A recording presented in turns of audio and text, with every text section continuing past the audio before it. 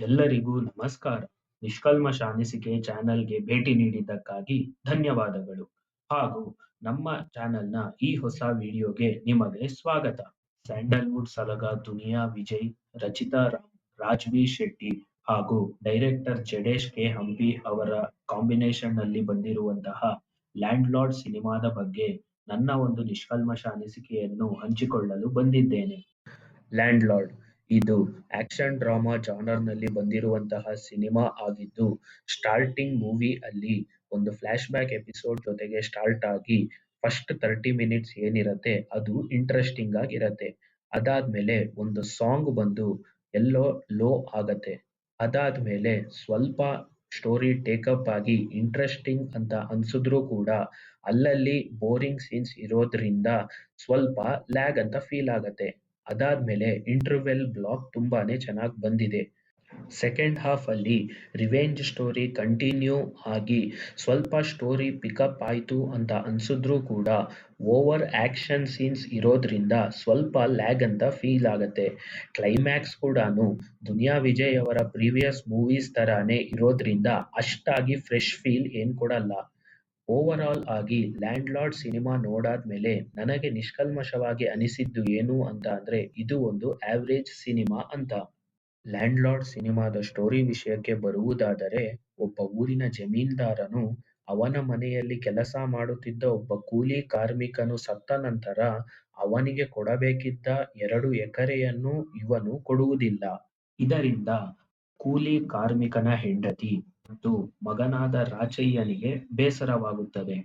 ಇದಾದ ಕೆಲವು ವರ್ಷಗಳ ನಂತರ ಹೇಗೆ ರಾಚಯ್ಯ ಆ 2 ಎಕರೆಯನ್ನು ಗಳಿಸಿಕೊಳ್ಳುತ್ತಾನೆ ಮತ್ತು ಏಕೆ ಅವನು ಜೈಲಿಗೆ ಸೇರಿ ಕೆಲವು ವರ್ಷಗಳ ನಂತರ ಅವನ ಪಕ್ಕದೂರಿನ ಇನ್ನೊಂದು ಜಮೀನ್ದಾರನಾದ ಚಿಕ್ಕದಣಿ ಅವರ ಊರಿನ ಕೂಲಿ ಕಾರ್ಮಿಕರಿಗೆ ಮಾಡುತ್ತಿದ್ದ ಅಸಮಾನತೆಯನ್ನು ಹೇಗೆ ಈ ರಾಚಯ್ಯ ಮತ್ತೆ ಅವನ ಮಗಳು ದೂರ ಮಾಡುತ್ತಾರೆ ಎಂಬುದೇ ಈ ಸಿನಿಮಾದ ಸ್ಟೋರಿಯಾಗಿದೆ.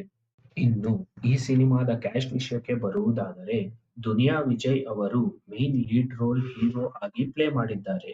ದುನಿಯಾ ವಿಜಯ್ ಅವರು ತಮಗೆ ನೀಡಿದ್ದಂತಹ 2 ರೋಲ್‌ಗಳಲ್ಲಿಯೂ ತುಂಬಾ ಚೆನ್ನಾಗಿ ಆಕ್ಟ್ ಮಾಡಿದ್ದಾರೆ.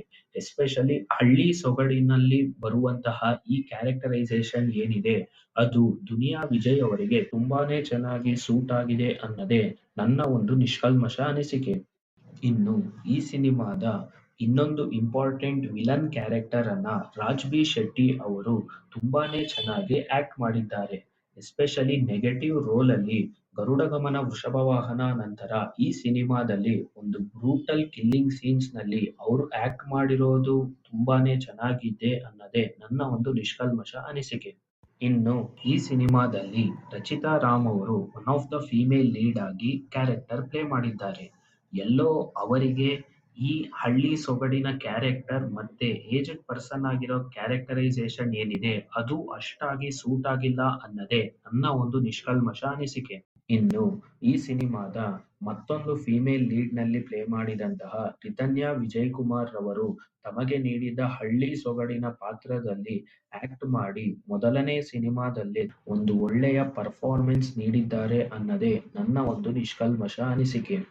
ಇನ್ನು ಈ ಸಿನಿಮಾದ ಹೀರೋ ತಾಯಿ ಪಾತ್ರದಲ್ಲಿ ನಟಿಸಿರುವಂತಹ ಉಮಾಶ್ರೀ ಅವರು ತಮಗೆ ನೀಡಿದ್ದ ಒಂದು ಕ್ಯಾರೆಕ್ಟರ್‌ನಲ್ಲಿ ಪರ್ಫಾರ್ಮ್ ಮಾಡಿ ಜಸ್ಟಿಫೈ ಮಾಡಿದ್ದಾರೆ ಅನ್ನೋದೇ ನನ್ನ ಒಂದು ನಿಷ್ಕಲ್ಮಶ ಅನಿಸಿಕೆ. ಇನ್ನು ಈ ಸಿನಿಮಾದಲ್ಲಿ ಇನ್ನೊಂದು ಹೊಸ ಎಂಟ್ರಿ ಆದ ಶಿಶಿರ್ ಮತ್ತೆ ರಾಕೇಶ್ ಅಡಿಗ, ಭಾವನಾ ರಾವ್, ಶರತ್ ಲೋಹಿತಾಶ್ವ, ಗೋಪಾಲ್ ಕೃಷ್ಣ ದೇಶಪಾಂಡೆ ಮತ್ತು ಇತರರು ತಮಗೆ ನೀಡಿದ ಕ್ಯಾರೆಕ್ಟರ್‌ಗೆ ಪರ್ಫಾರ್ಮ್ ಮಾಡಿ ಜಸ್ಟಿಫೈ ಮಾಡಿದ್ದಾರೆ ಅನ್ನೋದೇ ನನ್ನ ಒಂದು ನಿಷ್ಕಲ್ಮಶ ಅನಿಸಿಕೆ. ಲ್ಯಾಂಡ್ ಲಾರ್ಡ್ ಸಿನಿಮಾದ ಡೈರೆಕ್ಟರ್ ವಿಷಯಕ್ಕೆ ಬರುವುದಾದರೆ, ಈ ಸ್ಟೋರಿ ಏನಿದೆ ಇದು ಹೊಸತೇನಲ್ಲ. ಇದಕ್ಕೆ ಮುಂಚೆನೇ ನಾವು ಇಂತಹ ಒಬ್ಬ ಕೂಲಿ ಕಾರ್ಮಿಕ ತನ್ನ ಜಮೀನಿಗಾಗಿ ತನ್ನ ಜಮೀನ್ದಾರನ ವಿರುದ್ಧ ಹೋರಾಡುವ ಕಥೆಗಳನ್ನು ನೋಡಿದ್ದೇವೆ. ಆದರೆ ಈ ಸಿನಿಮಾದಲ್ಲಿ ಈ ಕಥೆಯನ್ನು ಡೈರೆಕ್ಟರ್ ಜಡೇಶ್ ಕೆ ಹಂಪಿ ಅವರು ಒಂದು ವಿಭಿನ್ನ ರೀತಿಯಲ್ಲಿ ಆಡಿಯನ್ಸ್‌ಗೆ ತೋರ್ಸಿರೋದ್ರಲ್ಲಿ ತಕ್ಕಮಟ್ಟಿಗೆ ಯಶಸ್ಸನ್ನು ಕಂಡಿದ್ದಾರೆ ಅಂತಾನೆ ಹೇಳ್ಬೇಕು.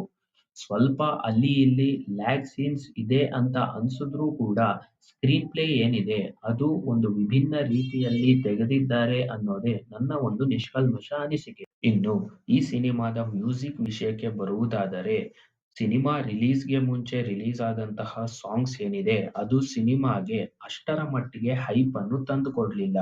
ಮತ್ತೆ ಈ ಸಿನಿಮಾಗಳಲ್ಲೂ ಕೂಡ ಎಲ್ಲೋ ಒಂದು ಸಾಂಗ್ ಈ ಸಿನಿಮಾ ಸ್ಟೋರಿಗೆ ಅಷ್ಟಾಗಿ ಅಡ್ಜಸ್ಟ್ ಆಗಿಲ್ಲ ಅಂತಾನೆ ಹೇಳ್ಬೇಕು. ಮ್ಯೂಸಿಕ್ ಡೈರೆಕ್ಟರ್ ಆದಂತ ಅಜನೀಶ್ ಲೋಕನಾಥ್ ಅವರು ಈ ಸಿನಿಮಾ ಬ್ಯಾಕ್‌ಗ್ರೌಂಡ್ ಮ್ಯೂಸಿಕ್ ಏನಿದೆ ಅದನ್ನು ನಾವು ಬೇರೆ ಯಾವುದೋ ಸಿನಿಮಾ ಅಲ್ಲಿ ಕೇಳ್ದಂಗಿದೆ ಅಂತ ಅನ್ಸಿದ್ರೂ ಕೂಡ ಈ ಸಿನಿಮಾ ಎಲಿವೇಶನ್ ಸೀನ್ಸ್‌ಗಳಲ್ಲಿ ಕೆಲವೊಂದು ಕೊಟ್ಟಿರುವಂತಹ ಬ್ಯಾಕ್‌ಗ್ರೌಂಡ್ ಸ್ಕೋರ್ ಏನಿದೆ ಅದು ವರ್ಕೌಟ್ ಆಗಿ ಈ ಸಿನಿಮಾಗೆ ಪ್ಲಸ್ ಪಾಯಿಂಟ್ ಆಗಿದೆ ಅನ್ನೋದೇ ನನ್ನ ಒಂದು ನಿಷ್ಕಲ್ಮಷ ಅನಿಸಿಕೆ.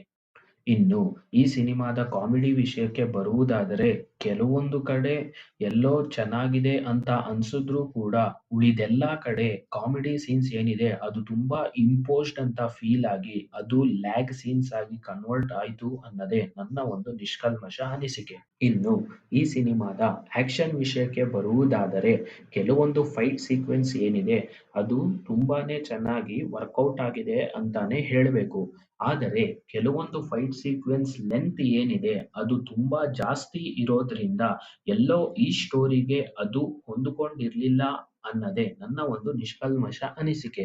ಲ್ಯಾಂಡ್ ಲಾರ್ಡ್ ಸಿನಿಮಾ ನೋಡಾದ್ಮೇಲೆ ನನಗೆ ನಿಷ್ಕಲ್ಮಷವಾಗಿ ಅನಿಸಿದ್ದು ಏನು ಅಂತ ಅಂದ್ರೆ, ಈ ರಿವೆಂಜ್ ಆಕ್ಷನ್ ಡ್ರಾಮಾ ಏನಿದೆ ಇದನ್ನ ತೆಗೆದುಕೊಂಡು ಹೋಗಿರುವಂತಹ ರೀತಿ ಅಂದರೆ ಫಸ್ಟ್ ಹಾಫ್ ಅಲ್ಲಿ ಸ್ವಲ್ಪ part of the past story ಮತ್ತೆ ಸೆಕೆಂಡ್ ಹಾಫ್ ಅಲ್ಲಿ ಕಂಟಿನ್ಯೂ ಆಗುವಂತಹ ಆ ಸೀಕ್ವೆನ್ಸ್ ಏನಿದೆ ಅದನ್ನ ಜಡೇಶ್ ಕೆ ಹಂಪಿ ಅವರು ತುಂಬಾನೇ ಚೆನ್ನಾಗಿ ಪ್ಲಾನ್ ಮಾಡ್ಕೊಂಡಿದ್ದಾರೆ ಅಂತಾನೆ ಹೇಳ್ಬೇಕು.